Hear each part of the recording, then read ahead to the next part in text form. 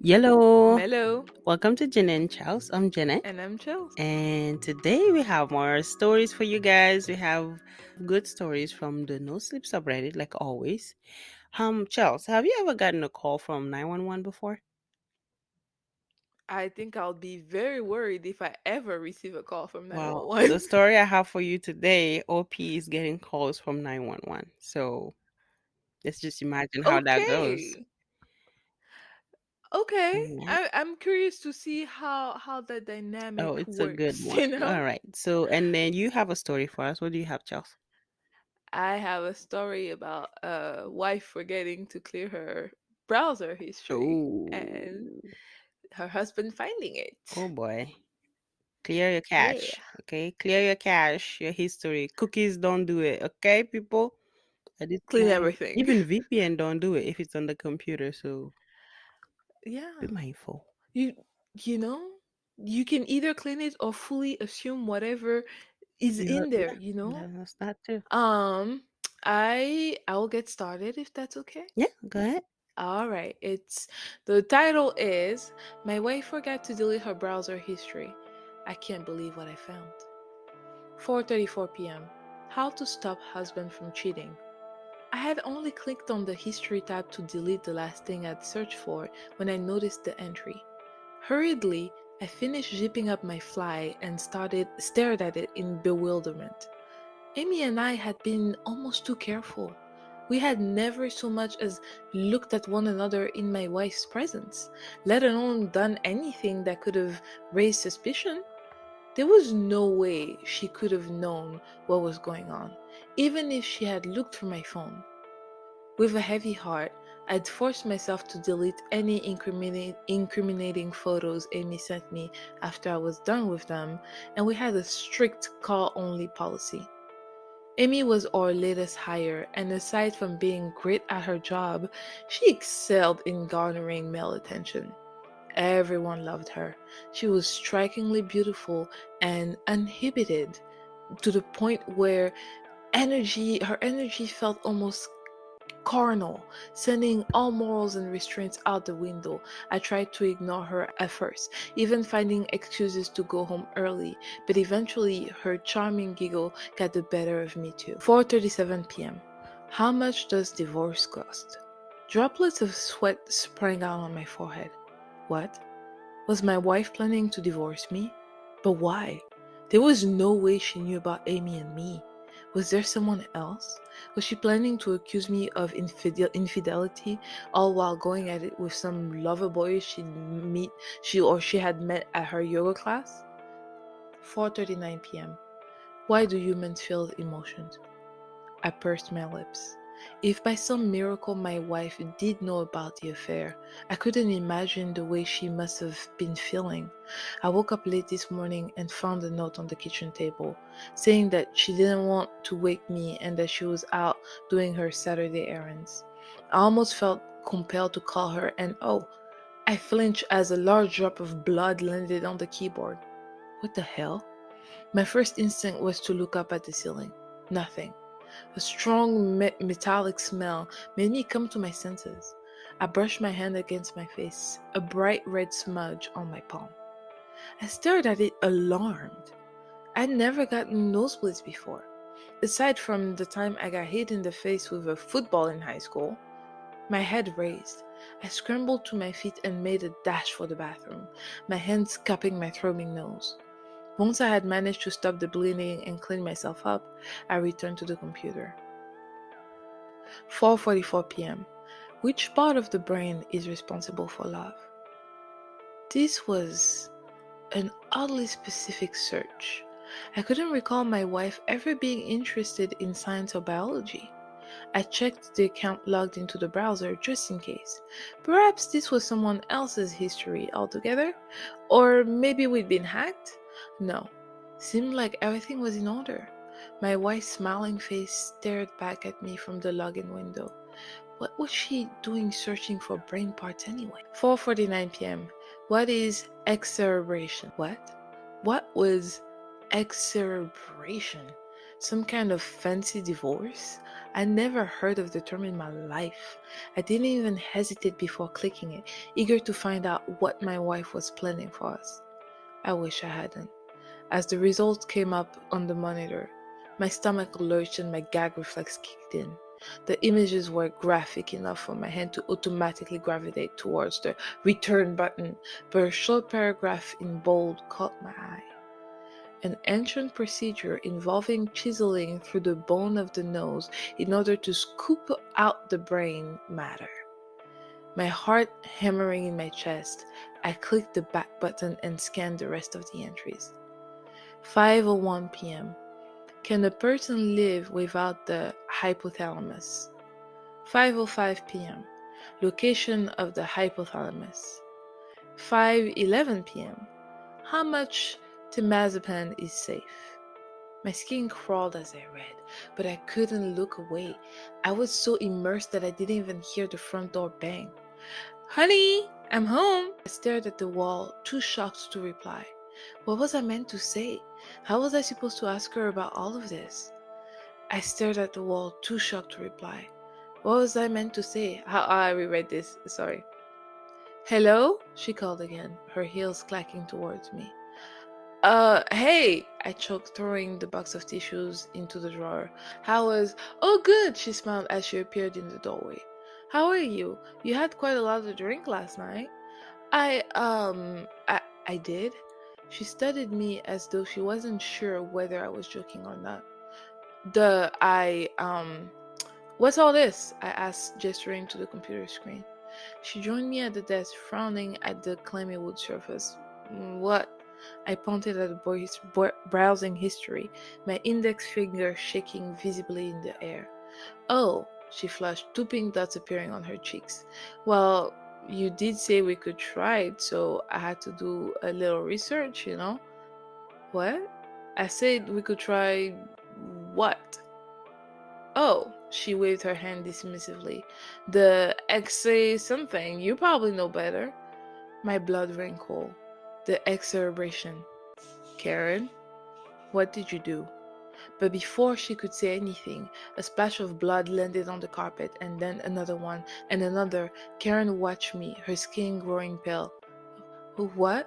Suddenly, a small fleshy lump escaped my nostril and rolled down the front of my shirt. We both stared at it in shocked silence. Then my wife screamed, turning on her heel to flee the room, but I caught up to her, pinning her against the wall. Tell me what the fuck you did. She tried to fight me, writhing under my grip, but I held on tight. Blood was streaming into my mouth and down my chin, staining both our clothes. How can you not remember? She screeched, trying to elbow me in the ribs. Don't you remember what you did? I stared at her panic-stricken face, trying my best to recall any memories from the previous night. No, what did I do? You came home after work and you told me you were leaving me for Amy, she sobbed. You didn't want to love her, but you did. I stood there quietly, mulling it over as more pulp splashed onto my stomach. Ew, we need to call you an ambulance, Karen shrieked, trying to pull away. What the fuck is that? Then what happened? I demanded, my heart practically leaping out of my chest. Tell me what you did. What the fuck, John? She screamed. We got drunk, okay? We got really wasted, and then you said you knew of a way to fix this, to fix us. You said there's something called hypothalamus in your brain, and if I removed it, it would stop you from loving Amy. I felt like I was having an out of body experience. What the hell was she saying? Had she actually attempted to remove a part of my brain? And wait, I whispered, who's Amy? Her expression made me feel foolish for not remembering. I knew that name, Amy. It sounded so familiar, and yet I couldn't, for the life of me, put my finger on it. What the fuck do you mean? She sounded bewildered. Amy, the girl you were cheating on me with for 6 months? I I don't, I mouthed, releasing my wife and crumpling to the floor. I don't remember. Karen stared at me, her white blouse resembling a massacre, her mouth pressed into a thin line. What's happening to me? I whispered. She was silent for a moment, but I could see her eyes brimming with tears.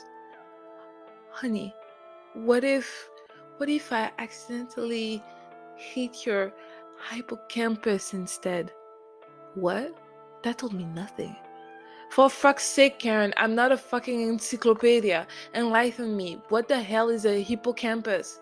Nothing could have prepared me for what she said next. Honey, she sobbed, you are a doctor. It's the memory part of it. And that's the end of the story. I am so confused. I have so many questions. Mm-hmm. So, did she give him a drug or she is a surgery? Both. Yeah, it's Wow, both. wow, wow, wow, wow. So he was cheating on her with this Amy girl. He came home ready to end it, say, "Hey, I I don't love you anymore. Or at least I love her. I didn't plan on it, but I love her and I want to be with her." And they got into a fight. They got really drunk, and somehow in their inebriated state, they thought, you know what? I know, and he's apparently a doctor, so I'm assuming like a brain surgeon or someone who have knowledge of the brain or that Mm-hmm. something. And yeah, she was like, he told her, well, if you just go up there and kind of mess it up a little bit, I can stop loving her. And she took him up on it and just did it, the acceleration. Wow, wow, wow, wow. This guy literally was just gonna give himself a lobotomy. Is that what it is? That is pretty much it. That's what he had her give him, lobotomy. Because when you were telling the story and then he was like, "Wait, Amy? Who's Amy?" I'm like, "Huh? Wait, Right, what? You just talked about Amy and about you and Amy being careful, so your wife don't know about it, and then now all of a sudden you don't know who Amy is." right. So all of a sudden, it sounds like as the story was progressing, he was also losing his memory more. I mean, he had chunks of flesh coming down out his nose. Yeah, and she's acting so surprised. She knows she went up there and just mushed his brain together. So why are Mm. you? Also, I find it very disturbing. I mean, fun It fact. was it was very graphic. Yeah, did you know that that's how the Egyptian used to mummify people? Like they will take some other of the organs out and they will pull out the brain. I mean, out of the dead Mm-hmm. bodies, pull To out the the brain to nose. the nostril. So like the fact that you can access the brain from the nostril is really bothersome to me. It really, yeah, Sheesh. it's really troubling. But that's the human body for you, and This yeah. whole story was troubling, but yeah, Mhm. it woke me up for sure, for sure. Mhm. Tell me why I was worried about them not being able to make a living anymore because he probably can't practice as a doctor. Yeah. Wow, wow. So you've been so traumatized by life experience Yeah. that even in a story where the guy lost his brain parts, and he can't remember what you worried about How is he is going to make how money? they gonna pay rent in the fictional story. Yes, actually. Yes. In this economy, you're going to mess up a Oh doctor? my Really? god. That's the You know scariest what? part. I'll keep checking on you, okay? I have to keep checking on you in this recession, in this recession, Yeah. Check on because your this friends. is worrisome signs right there. This is worrisome signs. Whatever. What story did you Wow. have for us? I want to Anyway, hear it. I'm ready to move on. anyway, so the story I have says 911 called me for help. Mm. All right, so here it goes. The first time it happened was on Monday night when I was in deep sleep. It's not sounding good, is it? Is it? Okay. The first time it happened was on Monday night when I was in deep sleep. That's better. Okay. The first time it happened was on Monday night when I was in deep sleep. I woke up to the cacophony of footsteps outside my home and my phone ringing loudly right beside my face where the bedside table was. The phone was buzzing right off the table, about to fall. I caught it just in time and put it and put the phone on my ear, to my ear. Wow. I caught it just in time and put the phone to my ear. Not even bothering to look at the number. My head was pounded and my throat felt dry. Hello? 911? We have an emergency, said a shaky female voice. Sorry? 911, we have an emergency. Um, I look at the number and sure enough, it was 911. My head pounded even harder and I frowned it. I don't understand. We have an emergency. Please, we need your help. You need my help? I asked, incredulous. In my sleepy state, nothing made sense, and whatever she was saying sounded like gibberish to me. I'm not an officer. We need your help. Her voice became more desperate, more demanding. Please. Her tone had dropped abruptly, and I heard the woman's trembling cry. It sent shivers up my spine, and I sat up in bed, rubbing my eyes. Hello? She whispered frantically into the phone. Please, he's coming. He's here. I can't. There was a loud crack from her side, followed by a scary scream. I never even imagined a human could make such sound. My stomach sunk and I removed the phone from my ear, staring at the number. My breath quickened and the call dropped. I wondered what I should do. For a second I thought of calling the police, but then it dawned on me. What do you call when the police calls you for help? The second time happened when I was cooking dinner. Previously, I had brushed off the phone calls as some prank from the neighborhood's troublemakers, though how they managed to call from the 911 hotline, I don't know. As I was chopping some tomatoes and onions, a shrill ring echoed downstairs. I sighed, dropped the knife, and leaped up the stairs to grab my phone. When I noticed that the call was, again, coming from 911, my heart dropped. Neighborhood pranksters? Maybe? A second time? I wiped my hand on my apron and grabbed the humming phone. I put it to my ears slowly. A desperate male voice screamed, No! Stop! Hello? It came out as a hoarse whisper. Help me! The man yelled onto the phone, his voice full of anguish. They're eating me! What? Please help me! His cries were wretched and pained, and I couldn't help but release the phone from my trembling hands. The phone fell onto the floor. The man let out a high-pitched scream, and the call ended once more. I didn't bother picking up the phone. I just went downstairs and finished cooking. I didn't tell anyone about these continuous strange calls. Part of the reason is that I had no one to tell. My family would for sure brush it off as me being a silly kid. My friends would not even believe me. Sometimes I laid in bed and thought of what happened to the people that had called me. Sometimes I wondered what would happen if I were to call 911. Sometimes I asked myself, when will be the next call? The next call was exactly a week later. A ring woke me up from my daydream. I'd been sitting at my desk trying to study, but the words were swimming in the pages and my eyelids felt ridiculously heavy, and soon enough I had drifted off to sleep. Until the shrill ringing of my phone, I opened my eyes and slowly reached for my phone, horrified of what could be on the screen. Of course, it was 911 again. The past week I hadn't gotten any calls. I debated for a moment whether I should pick up or not. I was convinced now that it wasn't the neighborhood kids. No one can fake such real, anguished cries and screams. And although I had a perfect reason to just decline the call and go back to sleep, another another terrifying part of me was curious. And slowly, I dragged my finger across the screen, pressed the green button. Hello? I was greeted with nothing but a piercing, blood-curdling scream from the other side. It was so loud and ear-piercing that I'd physically jerked in my seat. God, save me! a child cries on the line. She sounded about 8 or 9, and I felt my throat compressing, my stomach tying itself to knots.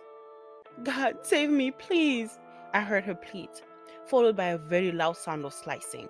Something wet and sticky leaking across the floor. A dark part of me already knew that it was blood. For a moment, I listened in silence on the other side. The girl was gone. I heard heavy, raspy breathing, then the call ending abruptly. I opened up the back of my phone, removed my number card, and buried my phone deep under my clothes in the wardrobe. I told myself that no matter what, I was not going to pick up the next time. My mind was almost cloudy and busy, and I felt the effect of the stress a week later. No sleep, no focus, no appetite. But at least, no one was calling. One day, I decided that more than anything, I needed a chilly, fresh morning run. So as the clock tickled 5 a.m., I got into my workout clothes and filled up my water bottle. I stepped outside into the coldness and took a deep breath. I was determined to forget about the awful calls and give myself a break. I began with a slow jog, then began running. It felt good. The crisp air biting on my skin, my feet making contact with the earth, my body moving. I stopped after a while, breathless, to take a sip of water. As I was drinking, I noticed a very tall man at the corner of the street by the cafe. He was taller than an average man, maybe by 5 or 6 inches. He was lanky and seemed a bit woozy by the look of him. I couldn't see his face clearly, but something about him gave me the creeps. I turned to go in I turned to go in on the other direction when I heard his deep, wobbly voice call. Hey, excuse me. I began walking quickly, ready to take off running. Was he to approach me any closer? I looked around. No one was out at such time. I felt uneasy and began jogging away from the man. I made the mistake of looking behind myself for a few minutes into the race. The man was following me, running quiet fast. His arm was sat awkwardly by his side, and the earth seemed to shake every time he took a step. My heart racing, I began running, turning the corner, and in an attempt to confuse him, my bottle fell out of my hand and clunked to the floor. He began running too, the ground shaking thunderously under his feet. His face was even more chilling. I realized to my horror, he had facial features, just abnormal ones. Skin a little too pale, eyes a little too gaunt, mouth a little too stretched. I made everything 100 times. It made everything 100 times worse because not only was I being followed by a man twice my size, but the man also looked like he stepped out of the disturbing, scary movie. I decided it wasn't best to go home and lock the doors. God knows how much strength that guy possessed and how much my locks can really take. Plus, it wasn't very smart to have him know my exact address. So I turned into the other direction, leading him away from my safety. The closest police station was a mile away, and I hadn't had my phone to call anybody. I tried a few stores, looking behind myself in a hurry to find the man still behind me, but no luck. All doors were locked, all windows closed, all lights off.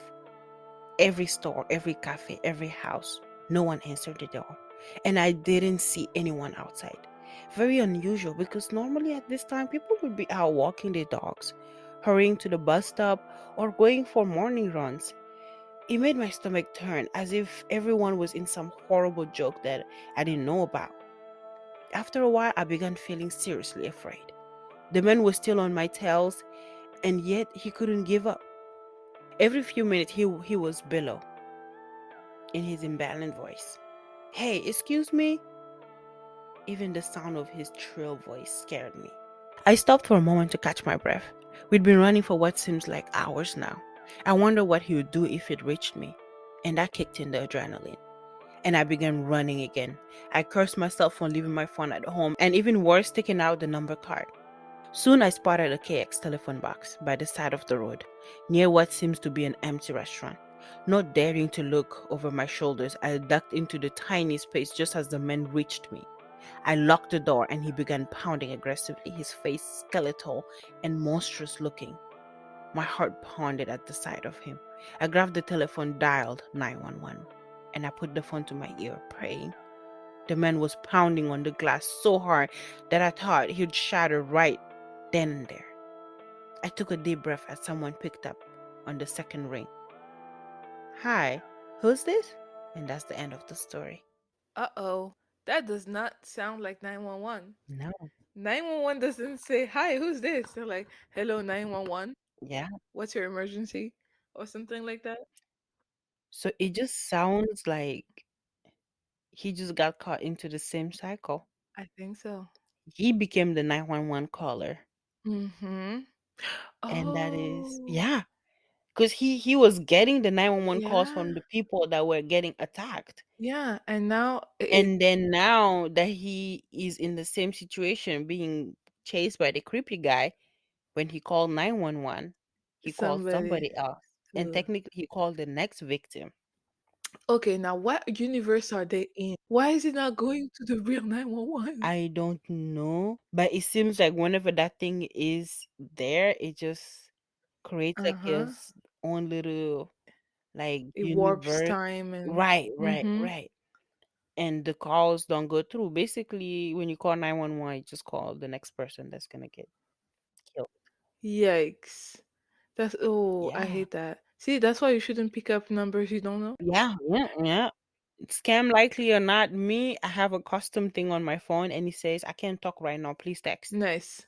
Oh, that is so cool. So if you're not a robot, Uh-huh. right, and you're not just gonna waste my time, There you go. text. So I know if it's an important I know if call it's real. and if I wanna talk to Mm-hmm. that I just part let it go too, to voicemail. then I'll give you a call back. Okay, there you Yeah. go. At least you plan to give them a call back if it's a real thing. I just If yeah. it's a real person, yeah. If it's important, But that was crazy. That was so crazy that he kept getting the phone calls. And like at the same time, like he said, like I wonder if he called mhm. 911, were they gonna be able to help him since they're the one needing help? I know, and it's so weird. It's so like yeah, that's the thing. You're right. That man, that monster must distort everything in a way that whenever they call 911, it just goes to the next person, and you don't have a way to get rid of him. Like no matter what, you have No. to face him. So I wonder if he could have, like, if he had tried to like grab a knife and just and demand From self-defense. where?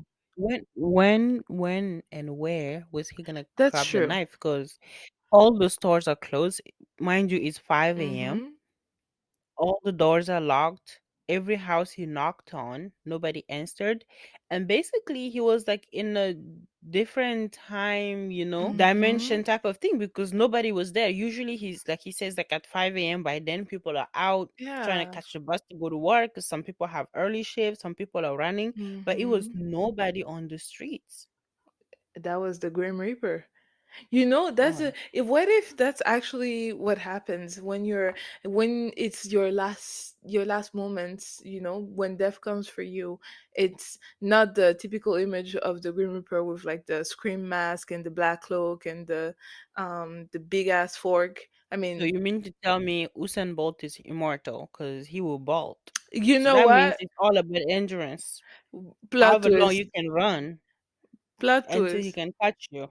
That thing can teleport.